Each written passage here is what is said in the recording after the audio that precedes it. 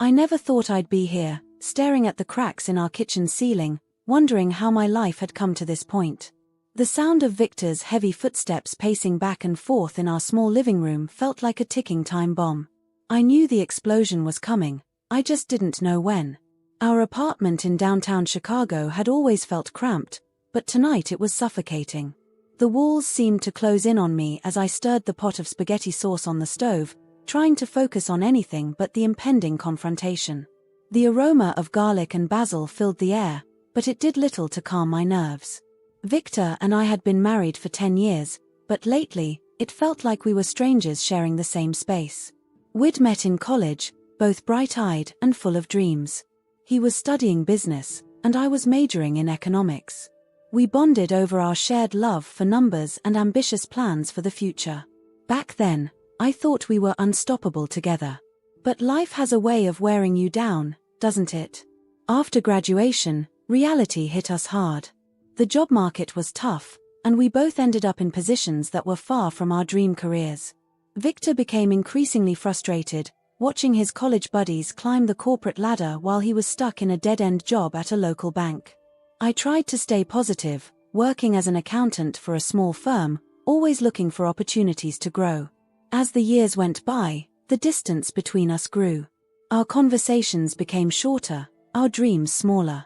The passion that once fueled our relationship had fizzled out, replaced by a silent resentment that neither of us wanted to acknowledge. But I refused to give up. I spent my evenings studying the stock market, reading financial blogs, and watching investment tutorials online. I was determined to find a way to improve our situation, to reignite the spark we once had. That's when I stumbled upon a promising stock. It was a small tech company developing innovative software for the healthcare industry. Everything about it screamed potential. I spent weeks analyzing their financials, reading about their management team, and following industry trends. I was convinced this could be our ticket to a better life. So, I made a decision. I invested our modest savings, $5,000 that we had been setting aside for years, into this stock. I knew it was a risk, but I believed in it with every fiber of my being. I had planned to tell Victor about it tonight, hoping he would understand and share my excitement. But as I heard him slam the front door earlier this evening, I knew something was wrong. He stormed into the kitchen, his face a mask of fury. Before I could even greet him, he started yelling about his sister needing money for a car. My stomach dropped as I realized the terrible timing of my investment. "Victor, please, let me explain," I pleaded, turning off the stove and facing him. "I found this incredible investment opportunity-investment." He spat the word like it was poison. "You mean you gambled away our savings without even telling me?" I tried to keep my voice calm, despite the fear rising in my chest. "It's not gambling, Victor. I've done extensive research. This company has amazing potential. If we just give it some time." He laughed bitterly. "We don't have time, Clara. My sister needs that money now. How could you be so selfish?" His words stung, but I stood my ground. "I'm not being selfish. I'm trying to secure our future. If this pays off, we could finally afford to buy a house, maybe even start a family." Victor's eyes narrowed dangerously. "A family? You think I want to start a family with someone I can't even trust?" Each word felt like a knife twisting in my heart. "You can trust me, Victor. I've always had our best interests at heart. Remember when we first met? We talked about taking risks, about building something great together." "That was a long time ago," he said, his voice cold. "We were naive kids back then. This is the real world, Clara. And in the real world, you don't throw away your family's money on some pipe dream." I could feel tears welling up in my eyes, but I blinked them back. I wouldn't let him see me cry. "It's not a pipe dream. If you just listen to me, I could show you the research I've done. This company I don't want to hear about your damn company," Victor roared, slamming his fist on the kitchen counter. The sound made me jump, and I instinctively took a step back. In that moment, I saw something change in Victor's eyes. The anger was replaced by something darker, something I had never seen before. It terrified me. "Victor," I said softly, trying to diffuse the situation. "I know you're upset, but we can figure this out together. We've always been a team, remember? But my words seemed to fall on deaf ears. Victor was pacing again, running his hands through his hair in frustration. A team, he scoffed. A team doesn't make unilateral decisions about their shared finances. I took a deep breath, trying one last time to reason with him. I know I should have talked to you first. That was my mistake, and I'm sorry. But please, just give this a chance. If it doesn't work out, I'll take full responsibility. I'll get a second job if I have to pay back your sister. For a moment, I thought I saw a flicker of the old Victor, the man I fell in love with, in his eyes. But it was gone as quickly as it appeared. How dare you spend that money, you witch, he spat, his voice echoing through our small apartment. The venom in his words made me flinch. It's not just your money. I was saving that for my sister's car. I opened my mouth to respond, to try one last time to explain, but I never got the chance. Before I could react, Victor's fist struck me squarely in the stomach. The pain was immediate and intense, knocking the wind out of me. I gasped and stumbled backward, my hip hitting the kitchen counter hard. As I struggled to breathe, clutching my stomach, I looked up at Victor in disbelief. This couldn't be happening. The man I had loved for over a decade, the man I had built my life with, had just hit me. The physical pain was nothing compared to the agony of betrayal that washed over me. Victor seemed shocked by his own actions for a split second, but then his face hardened again. He turned his back on me, his parting words cutting deeper than the blow. Get your things and leave. I've had enough of you. I slid down to the cold kitchen floor, tears streaming down my face.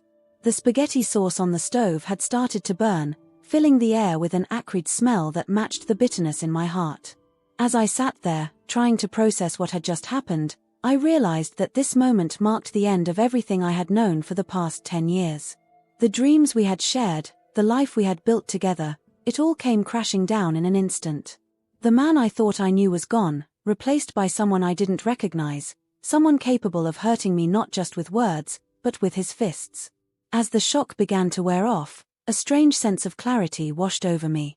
I knew, with absolute certainty, that I couldn't stay here anymore. This wasn't a fight we could come back from, a problem we could solve with apologies and promises to do better. This was the end. With shaking hands, I pulled myself up from the floor. My stomach throbbed where Victor had hit me, a physical reminder of how our relationship had deteriorated. I looked around the kitchen, at the half-cooked dinner, the unwashed dishes in the sink, the faded curtains we had picked out together years ago, and felt a profound sense of loss. But beneath the pain and the fear, I felt something else stirring. A tiny spark of defiance, of determination. Victor might have told me to leave, but I realized that this was my choice now.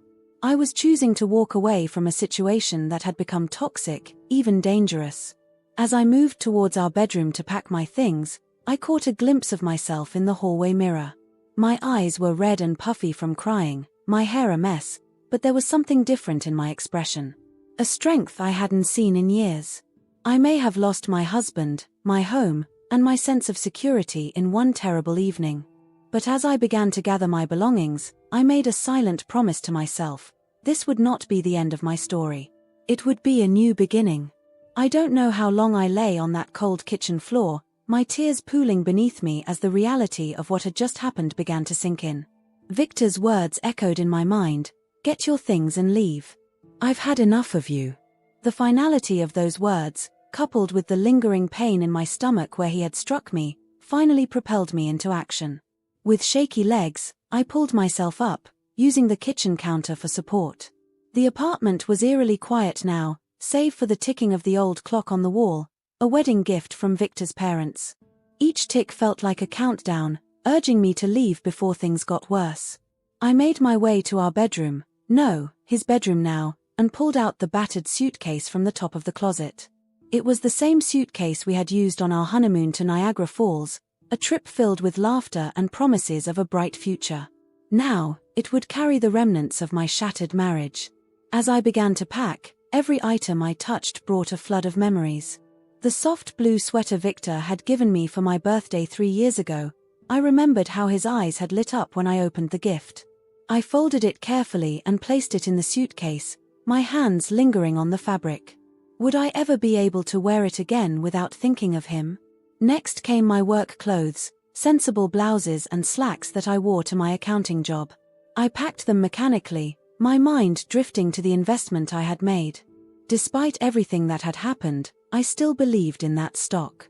It wasn't just about the money, it was about the future I had envisioned for us. A future that now seemed impossibly out of reach. As I moved around the room, gathering my belongings, I caught sight of our wedding photo on the dresser. We looked so young, so happy. Victor's arm was around my waist, and we were both grinning at the camera, our whole lives ahead of us. I picked up the frame, my finger tracing the outline of our faces. For a moment, I was tempted to pack it, to hold on to this piece of our happier days. But then I remembered the look in Victor's eyes as he hit me, and I set the photo face down on the dresser. Some memories were better left behind. I moved to the bathroom, gathering my toiletries. The familiar scent of my shampoo hit me, and suddenly I was overwhelmed by the normalcy of it all. Just this morning, I had stood in this very spot, getting ready for work, completely unaware that my life was about to fall apart. I choked back a sob as I tossed my toothbrush and face wash into a small bag. Back in the bedroom, I opened my jewelry box. Most of the pieces inside were gifts from Victor over the years, birthdays, anniversaries, apologies after arguments. I hesitated, unsure if I should take them. They were mine, but they felt tainted now. In the end, I took only the simple silver necklace my grandmother had given me before she passed away. Everything else, I left behind. As I zipped up the suitcase, I realized how little I was actually taking with me. 10 years of marriage, reduced to a single suitcase and a bag of toiletries. It seemed impossible that my life could be packed away so easily. I glanced at the clock. Barely an hour had passed since the fight in the kitchen.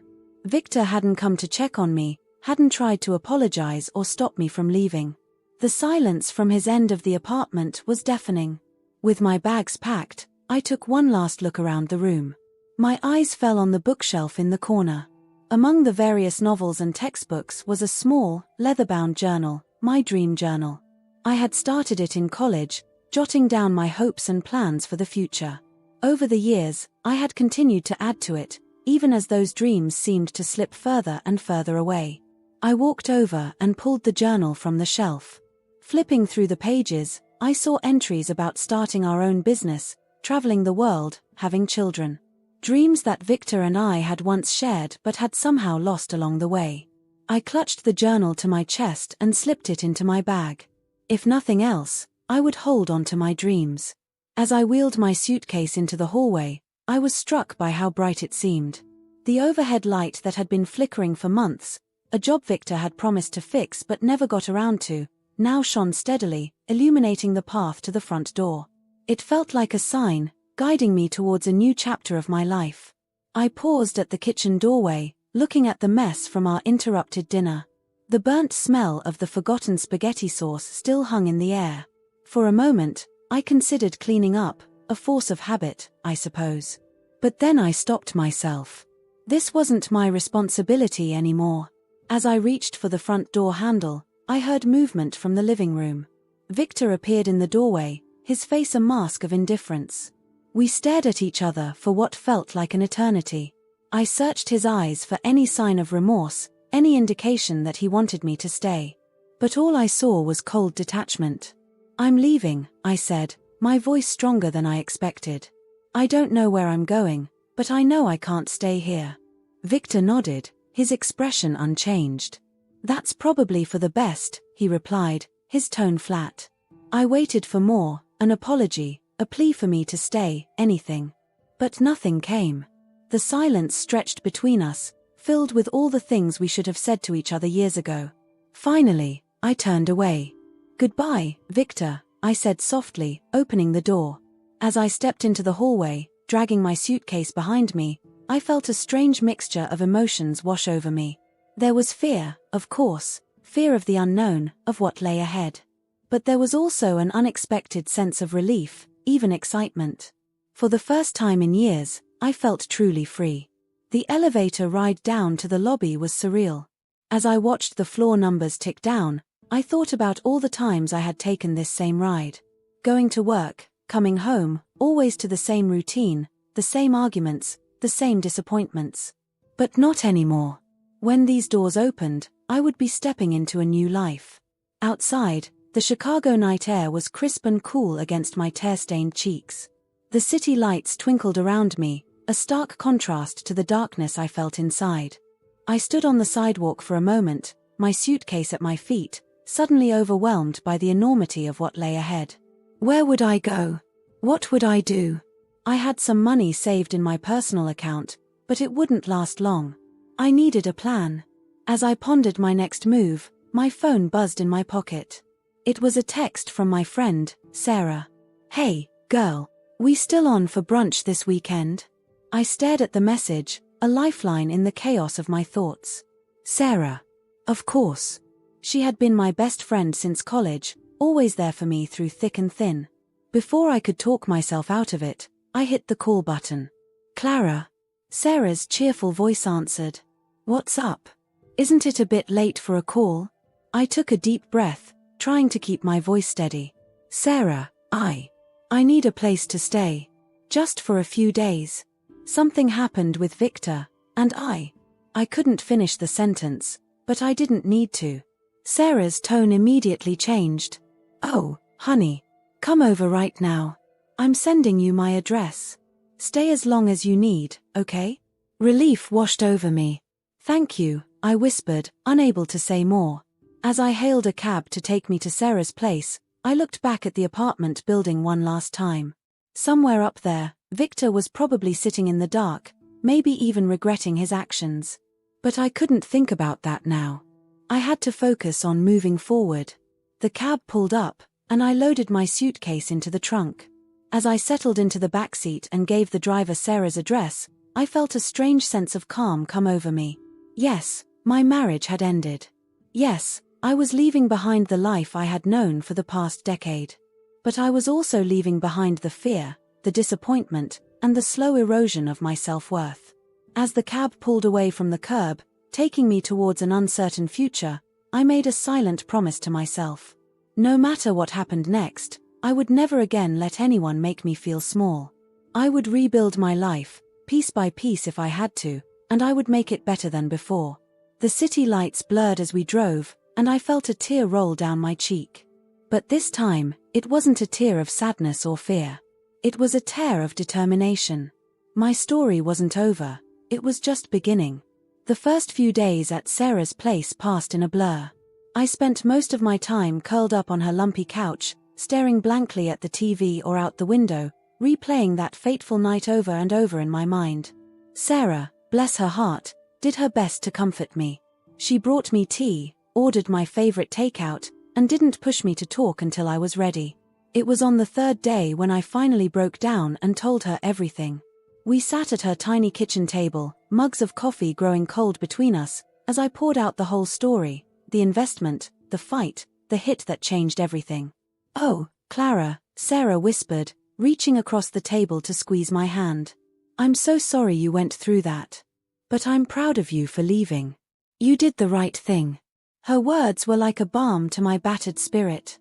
For the first time since that night, I felt a glimmer of hope. Maybe, just maybe, I could get through this. As the days turned into a week, I slowly began to emerge from my fog of grief and shock. I knew I couldn't stay on Sarah's couch forever. I needed to figure out my next steps. But every time I thought about job hunting or apartment searching, I felt overwhelmed. How could I start over from scratch at 32? It was during one of these moments of despair that my phone pinged with a notification. Absently, I checked it, expecting another worried message from a coworker or friend. Instead, it was an alert from my investment app. My heart raced as I opened it, remembering the stock that had caused so much trouble.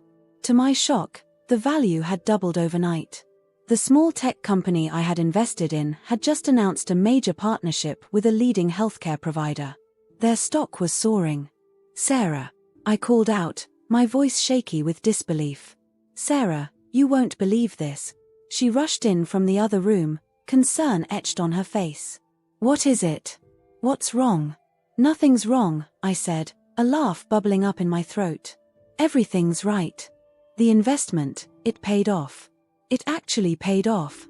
We huddled over my phone, watching in amazement as the numbers kept climbing.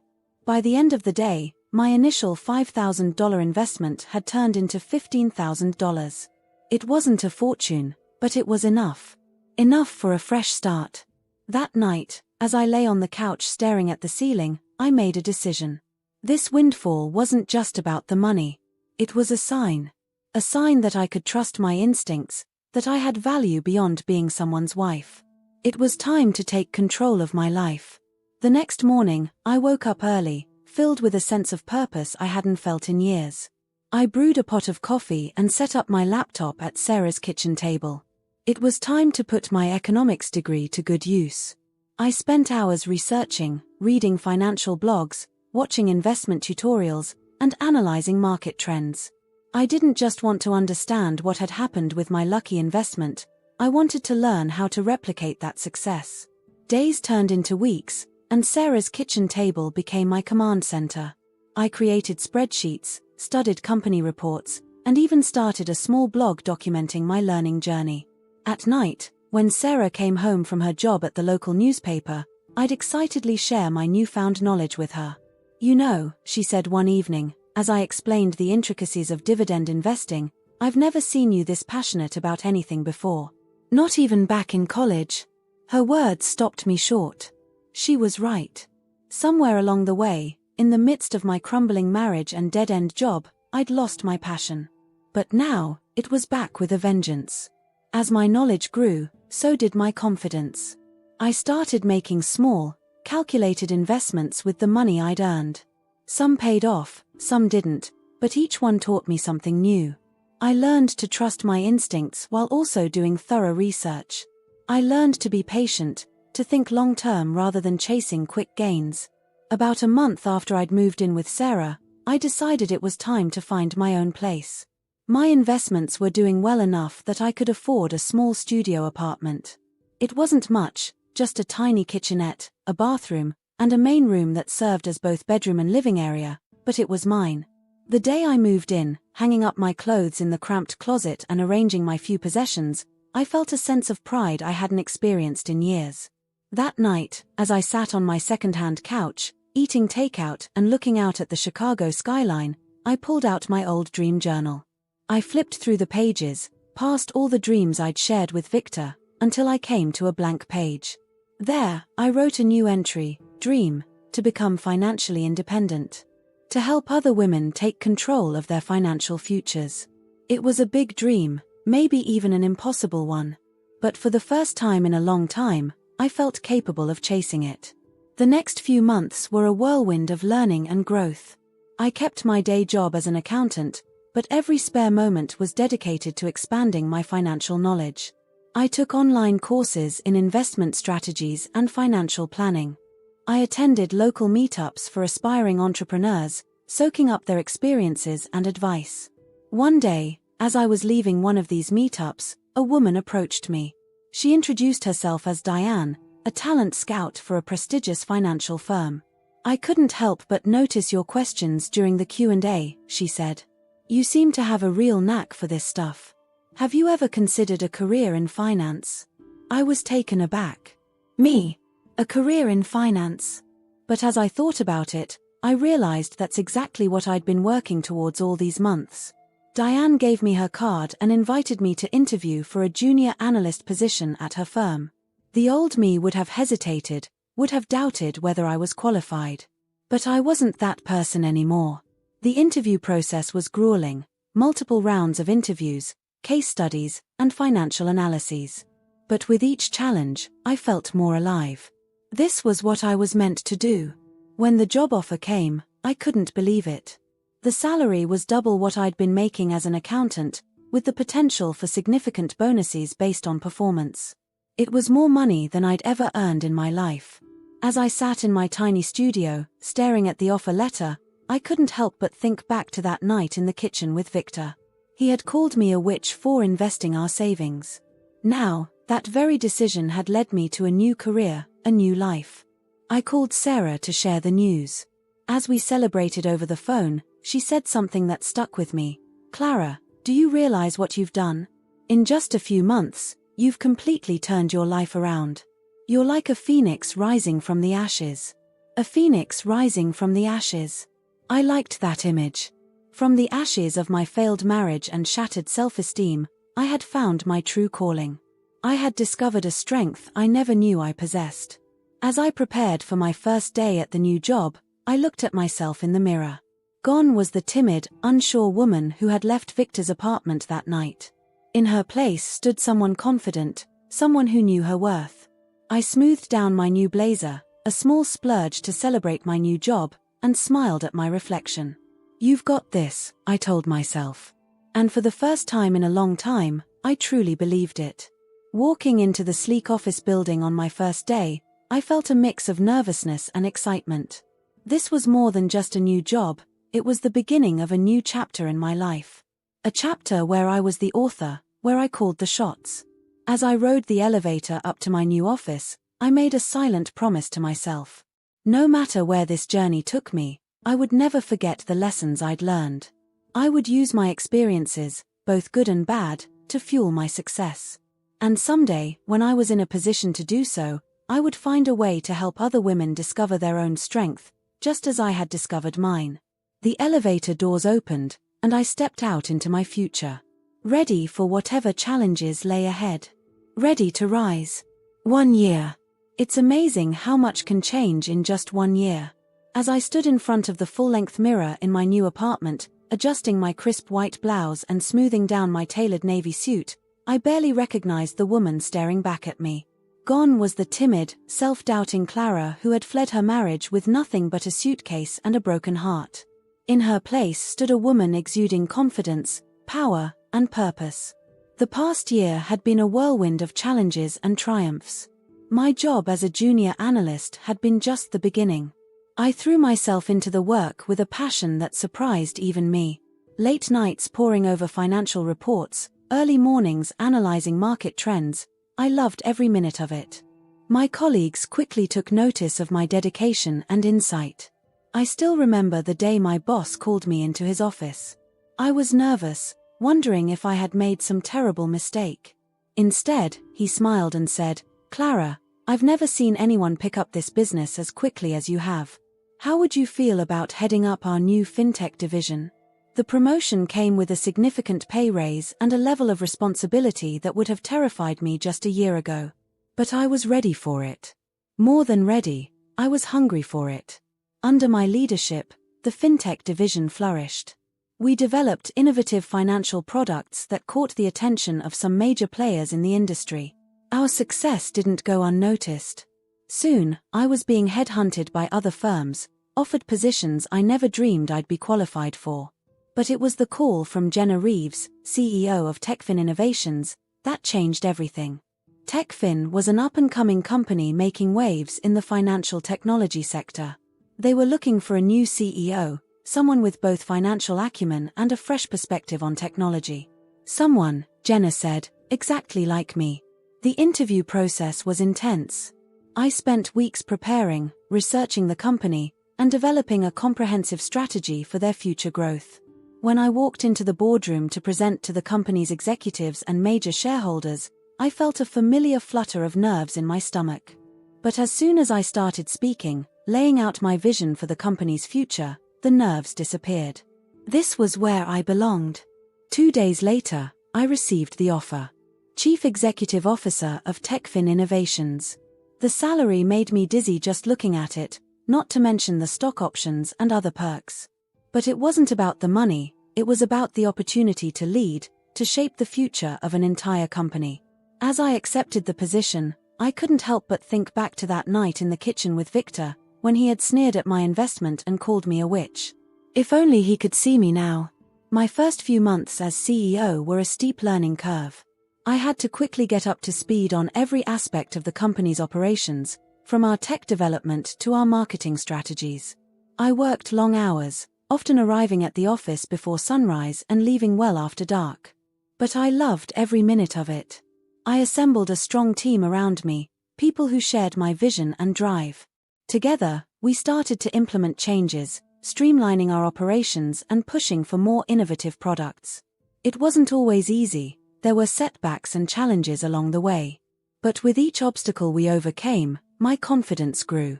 One of my proudest moments came when we launched a new app designed to help low-income individuals better manage their finances. It was a project close to my heart, inspired by my own experiences of financial struggle. The app was a huge success, earning us positive press and, more importantly, helping thousands of people take control of their financial futures. As our company grew, so did my public profile. I started being invited to speak at conferences, to give interviews for financial magazines. At first, the attention made me uncomfortable. I was used to working behind the scenes, not being in the spotlight. But I soon realized that this platform gave me the opportunity to inspire others, particularly women, to pursue careers in finance and technology. I thought often of the promise I had made to myself when I first started this journey, to help other women discover their own strength. Now, I was in a position to do just that. I started a mentorship program within our company, specifically aimed at helping women advance in the tech and finance sectors. Seeing these women grow and succeed became one of the most rewarding aspects of my job. It wasn't all smooth sailing, of course.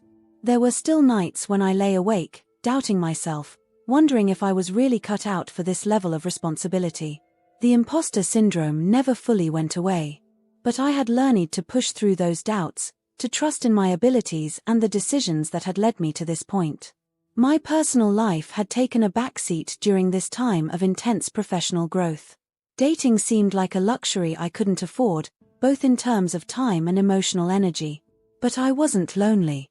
I had formed close friendships with several of my colleagues, and Sarah remained my rock, always there to celebrate my successes or offer a sympathetic ear when I needed to vent. On this particular morning, as I finished getting ready for work, I felt a sense of calm confidence. It was going to be a big day. We were meeting with representatives from a smaller tech company that was hoping to partner with us on a new project. If the deal went through, it could open up exciting new avenues for both our companies. As I drove to the office, I mentally reviewed the key points I wanted to discuss in the meeting. I was so focused on my thoughts that I almost missed the turn into the parking garage. Chuckling at myself, I parked the car and headed into the building. The receptionist greeted me with a warm smile. "Good morning, Ms. Walker.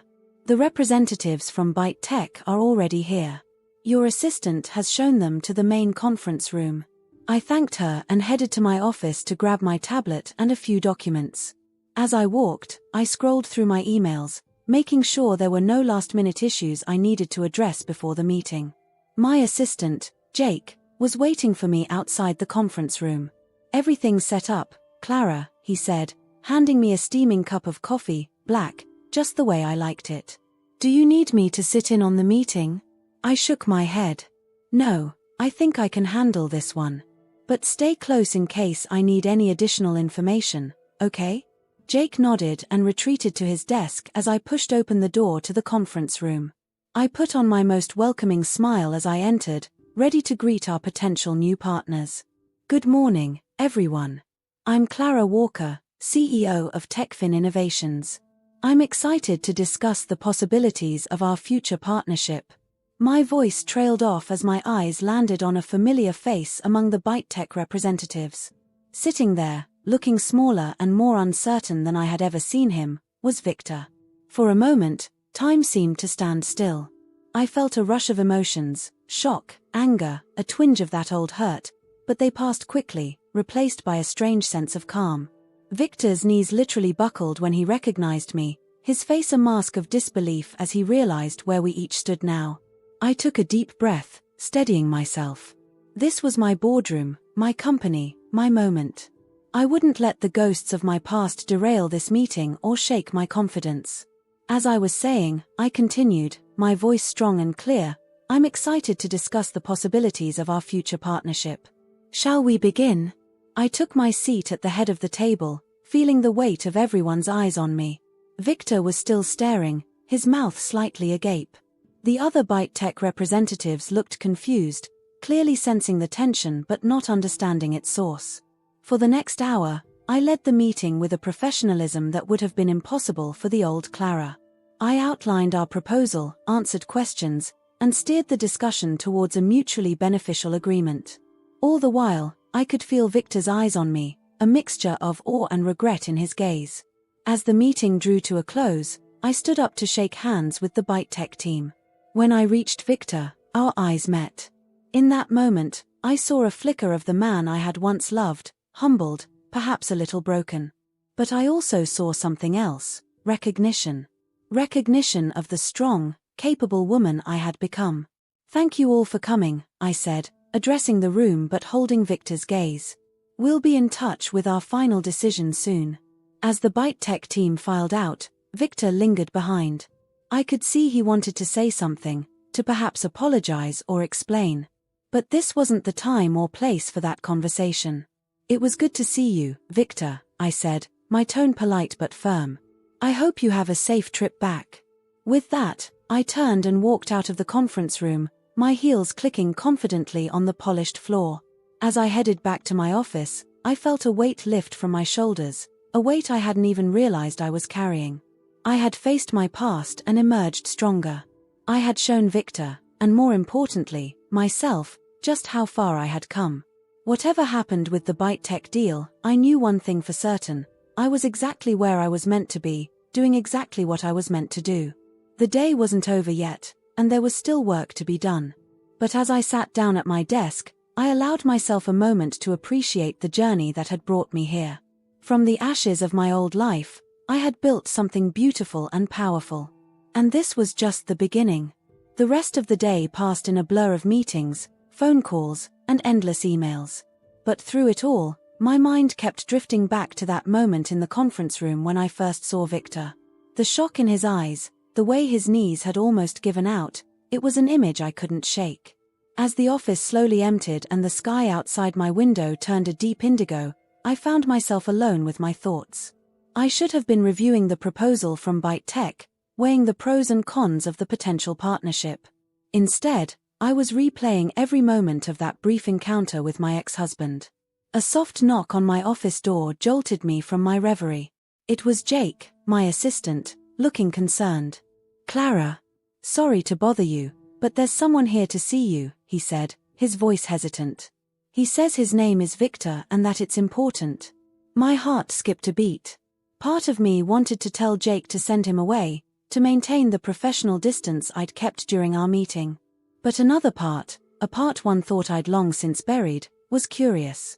What could Victor possibly have to say after all this time? "It's okay, Jake," I heard myself say. "Send him in." As Jake left, I stood up and moved to the front of my desk, leaning against it slightly. I wanted to face Victor on my feet, not sitting behind the symbol of my new position and power. This wasn't about CEO Clara facing a business associate. This was about Clara, the woman facing the man who had once been her husband. When Victor walked in, he looked nothing like the confident businessman from this morning's meeting. His tie was loosened, his hair slightly disheveled as if he'd been running his hands through it repeatedly. He stopped a few feet away from me, his eyes roaming over my face as if he was seeing me for the first time. "Clara," he began, his voice trembling, full of an emotion I couldn't quite place. "I didn't know. I didn't realize." I raised a hand, silencing him. My voice was steady, sharp when I spoke. "You didn't know what, Victor? That I was more than the quiet little wife you thought you owned? That I could accomplish more without you holding me back?" He flinched at my words, and for a moment, I saw a flicker of the old Victor, the man who had swept me off my feet in college, who had promised me the world. But that man was gone, replaced by someone I barely recognized. "I'm sorry," he said, the words seemingly dragged from deep within him. "I know it doesn't change anything, but I am so sorry for what I did to you." I laughed, but there was no humor in it. "You're right. It doesn't change anything." Victor took a step closer, his hands outstretched in a pleading gesture. "Clara, please. When I saw you in that conference room, looking so confident, so powerful, I realized what a fool I'd been. What I'd thrown away. I could feel my carefully constructed walls beginning to crumble. The hurt, the anger, the betrayal, Emotions I thought I'd dealt with long ago came rushing back. Do you have any idea what you did to me, Victor? Do you know how long it took me to rebuild my life after you shattered it? He nodded, his eyes glistening with unshed tears. I do now. Seeing you today, hearing about your success, it made me realize how much I destroyed. Not just our marriage, but your trust, your self-esteem. I turned away from him, walking to the window. The city lights twinkled below, reminding me of that night I'd left our apartment, unsure of my future. Why are you here, Victor? What do you want from me? I heard him take a deep breath. I want a chance to make things right. To show you how much I've changed, how sorry I am for everything I did. I spun around, anger flaring in my chest. You think this is a chance for redemption? It's not. You threw me away, and now you have to live with that. Victor's shoulders slumped, defeat written across his face. I know I don't deserve your forgiveness. But seeing you today, realizing what I lost, I couldn't walk away without at least trying to apologize. For a long moment, we stood in silence. I studied Victor's face, trying to reconcile the man before me with the one who had struck me that fateful night. He looked older, wearier. There was a sadness in his eyes that hadn't been there before. Finally, I spoke, my voice softer but no less firm. Victor, I appreciate your apology. But you're right, you don't deserve my forgiveness. What you did, it can't be undone with a simple I'm sorry. He nodded, accepting my words. I understand. I needed you to know how much I regret what I did. How proud I am of what you've accomplished. I felt a strange mix of emotions wash over me, anger, sadness, and unexpectedly, pity. The man standing before me was a shadow of the Victor the first had once loved. In that moment, I realized that while I had risen from the ashes of our failed marriage, he had been consumed by them. Thank you for saying that, I said, surprised to find that I meant it. But Victor, you need to understand something. My success, my happiness, they're not in spite of what you did. They're because of it. His brow furrowed in confusion, and I continued, that night, when you hit me and told me to leave, it was the wake-up call I needed. It made me realize that I had been living my life for you, dimming my own light to make you shine brighter. When you threw me away, you forced me to find my own path. Victor's eyes widened as the weight of my words sank in. Clara, But I wasn't finished. I'm not telling you this to make you feel better, Victor. I'm telling you because I want you to understand that redemption isn't something I can give you. It's something you have to find for yourself. He nodded slowly, a mix of understanding and regret crossing his face. You're right. I see that now. I wish things could have been different. So do I admitted. But they're not. And now we both have to live with the choices we've made. We stood in silence for a moment, the weight of our shared history hanging between us. Finally, Victor spoke. What happens now? With Byte Tech, I mean. I straightened, shifting back into my role as CEO. That depends on whether the partnership makes sense for TechFin. I won't let our personal history influence a business decision, Victor. I hope you can do the same. He nodded, a flicker of respect crossing his face. Of course. I should go. Thank you for hearing me out, Clara. As he turned to leave, I called out, Victor. He paused, looking back at me. I hope you find what you're looking for. I really do. A sad smile crossed his face. Thank you, Clara. And, congratulations. On everything. With that, he was gone, leaving me alone in my office once more. I sank into my chair, emotionally drained. Seeing Victor, confronting our past, it had stirred up feelings I thought I'd long since put to rest. But as I sat there, watching the city lights twinkle outside my window, I realized something important. The encounter hadn't shaken me as it might have once done. Instead, it had reaffirmed just how far I'd come. I pulled out my phone and dialed a familiar number. Sarah, are you free for a late dinner? I've had quite a day, and I could use a friend. An hour later, I was sitting across from Sarah in our favorite little Italian restaurant, recounting the day's events over a glass of wine. As I finished my story, Sarah reached across the table and squeezed my hand. "Clara, I'm so proud of you," she said, her eyes shining. "The way you handled Victor, both in the meeting and after, you've come so far from that night on my couch." I smiled, feeling a warmth spread through me that had nothing to do with the wine. "You know, seeing Victor today made me realize something. For so long, I was angry at him for what he did. But now, I'm almost grateful." Sarah raised an eyebrow. "Grateful?" I nodded. If he hadn't done what he did, I might never have found the strength to become who I am now. I might have stayed in that unhappy marriage, always wondering what I could have been. As we finished our meal and said our goodbyes, I felt a sense of peace settle over me. The encounter with Victor hadn't been easy, but it had been necessary. It had allowed me to close a chapter of my life that had been left unfinished. Walking back to my car, I pulled out my phone and opened my investment app. The stock that had started this whole journey, the one Victor had called me a witch for investing in, was still in my portfolio. It had grown exponentially over the past year, a constant reminder of the moment my life had changed. For a moment, I considered selling it. It felt like the final step in letting go of my past. But then I smiled and put my phone away. That stock wasn't just a reminder of what I'd lost. It was a symbol of what I'd gained, my independence, my confidence, my new life. As I drove home, I felt lighter than I had in years. Victor's unexpected appearance had stirred up old memories, but it had also shown me just how much I'd grown. I was no longer the woman who needed his approval or feared his anger. I was Clara Walker, CEO, survivor, and architect of my own destiny. Tomorrow would bring new challenges, decisions about the ByteTech partnership, strategies for TechFin's growth, and the constant juggling act of leadership. But for tonight, I was content. I had faced my past and emerged stronger. Whatever the future held, I knew I was ready for it. As I pulled into my driveway, I made a mental note to call my mentor from the financial firm tomorrow. It was time to expand our women's leadership program. After all, redemption might not be free, but empowerment. That was something I could give freely, helping other women find their own paths to success and happiness. With that thought, I stepped into my home, ready for whatever tomorrow might bring. The weeks following my encounter with Victor were a whirlwind of activity.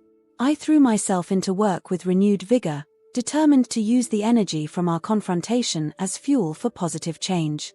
The ByteTech partnership was thoroughly evaluated, and despite my personal history with Victor, I made sure our decision was based solely on business merits. In the end, we decided to move forward with a modified version of the partnership. It was the right choice for TechFin, and I was proud of my team's ability to separate personal feelings from professional decisions.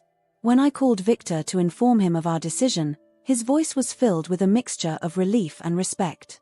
"Thank you, Clara," he said. "I promise you won't regret this decision." "I'm sure I won't," I replied, keeping my tone professional. "This partnership has the potential to benefit both our companies greatly. Let's make the most of it." As I hung up the phone, I felt a sense of closure. Victor was now just another business associate, our personal history filed away in the past where it belonged. With that chapter truly closed, I turned my attention to the future. The women's leadership program I had started at TechFin was gaining traction, and I decided it was time to take it to the next level. I reached out to my old mentor, Diane, who had first given me a chance in the finance world. "Clara, darling." Diane's warm voice filled the line. "I was wondering when you'd call. I've been following your progress. You're making waves in the industry, girl." I laughed, feeling a rush of affection for the woman who had believed in me when I was just starting out. "Thanks, Diane. Actually, that's kind of why I'm calling. I've got an idea I want to run by you." Over the next hour, Diane and I hashed out plans for an industry-wide mentorship program for women in finance and tech. The idea was to pair established leaders like ourselves with up-and-coming talent, providing guidance, support, and opportunities for growth. "It's brilliant, Clara," Diane said when I finished outlining the plan. "Count me in. And I know at least a dozen other women who would jump at the chance to be involved." The next few months were a blur of planning meetings, late-night strategy sessions, and countless cups of coffee. We called our initiative Breaking Chains, a nod to breaking the chains of limitations often placed on women in our industry. The launch event for Breaking Chains was held on a crisp autumn evening. As I stood at the podium, looking out at a sea of faces, some familiar, many new, I felt a surge of emotion. "Ladies and gentlemen," I began, my voice steady and clear. "We're here tonight because we believe in the power of potential. We believe that talent knows no gender, that innovation knows no boundaries. Breaking Chains is more than just a mentorship program. It's a movement." As I spoke about my own journey, from a woman who doubted her own worth to the CEO of a thriving company, I saw heads nodding, eyes shining with recognition and hope. I didn't shy away from the darker parts of my story, including my experience with domestic violence. It wasn't easy to share, but I knew it was important. "I stand before you today not despite my past, but because of it," I said, my voice growing stronger. "Every obstacle, every setback, every moment of doubt, they all led me here. And now, it's our turn to lift others up, to be the mentors we wished we had when we were starting out." The response was overwhelming. By the end of the night, we had more mentors and mentees signed up than we had initially hoped for. As I mingled with the crowd, shaking hands and exchanging contact information, I felt a sense of purpose stronger than ever before. One young woman, barely out of college, approached me with tears in her eyes. "Ms. Walker," she said, her voice trembling slightly. "Your story, it's so similar to mine. I was starting to think I didn't belong in this industry, but hearing you speak tonight, it's given me hope."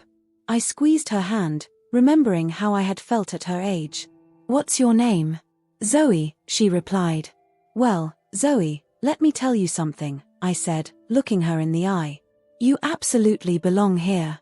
And I'm going to make sure you have every opportunity to prove it." As the event wound down, Sarah found me by the bar, grinning from ear to ear. "Clara Walker," she said, pulling me into a hug. "Look at you, changing the world one mentorship at a time." I laughed, feeling a mix of exhaustion and exhilaration. I don't know about changing the world, but if we can change even a few lives, it'll be worth it. In the months that followed, Breaking Chains grew beyond our wildest expectations.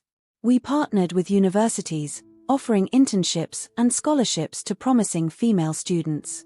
We organized workshops and conferences, bringing together women from all levels of the industry to share knowledge and experiences. The impact was tangible.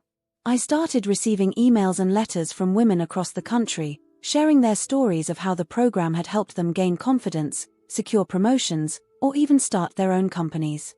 One afternoon, as I was reviewing some proposals in my office, Jake knocked on my door. "Clara, there's someone here to see you. She says she's an old friend." Curious, I told him to send her in. To my surprise, it was Diane. "Surprise," she said, sweeping into the room with her usual flair. I was in the neighborhood and thought I'd drop by to see the woman of the hour. I stood to greet her, genuinely happy to see my old mentor. "Diane, this is unexpected. What brings you to Chicago?" She settled into the chair across from my desk, her eyes twinkling. "Oh, you know, a little business, a little pleasure. But mostly, I wanted to see you in action, CEO Walker." We spent the next hour catching up, discussing the progress of Breaking Chains and the latest industry trends. As our conversation drew to a close, Diane's expression grew serious. "Clara," she said, leaning forward, "I want you to know how proud I am of you. When I first met you, I saw potential. But what you've accomplished, what you're doing for other women, it's beyond anything I could have imagined." I felt a lump form in my throat. "Thank you, Diane. I couldn't have done it without your guidance." She waved off my words. "Nonsense. You had it in you all along. I just gave you a little push in the right direction." As Diane left, I found myself reflecting on how far I'd come. From the scared, uncertain woman who had fled her marriage with nothing but a suitcase, to the CEO of a successful company and the founder of a groundbreaking mentorship program. The journey hadn't been easy, but every step had been worth it. That evening, as I was preparing to leave the office, I received an email that made me pause. It was from Victor. For a moment, my finger hovered over the delete button. But curiosity got the better of me, and I opened it. "Dear Clara," it read. I heard about your Breaking Chains initiative. I just wanted to say congratulations. What you're doing, it's important. I know our history is complicated, but I truly am proud of the woman you've become. You're changing lives, Clara. Never doubt that. I read the email twice, a mix of emotions washing over me. There was no bitterness, no anger, just a quiet acknowledgement of how far we'd both come. I clicked reply and typed a simple message, "Thank you, Victor. I hope you're finding your own path forward." As I sent the email, I felt the last remnants of my old life fall away. The chains that had once bound me, to Victor, to self-doubt, to fear, were well and truly broken. I gathered my things and headed out of the office, nodding goodbye to the few employees still at their desks. As I stepped out into the cool evening air, I took a deep breath, feeling a sense of contentment wash over me. My phone buzzed with a text from Sarah, "Drinks to celebrate the latest Breaking Chains success?" I smiled and typed back, "Absolutely. Meet you at our usual spot in 20. As I walked to my car, I thought about the journey that had brought me here. The pain, the struggles, the triumphs, they had all shaped me into the woman I was today. And that woman was someone I was proud to be. I wasn't naive enough to think the road ahead would always be smooth. There would be challenges, setbacks, moments of doubt. But I was ready for them. More than that, I was excited for them. Because with each obstacle overcome, each fear conquered, I grew stronger. As I drove through the city streets, the lights of Chicago twinkling around me, I felt a surge of gratitude. Gratitude for the friends who had supported me, for the mentors who had guided me, and yes, even for the hardships that had strengthened me. The future stretched out before me, full of possibilities. And I was ready to embrace every single one of them. Because I was Clara Walker, survivor, leader, mentor. And my story was far from over. In fact, in many ways, it was just beginning.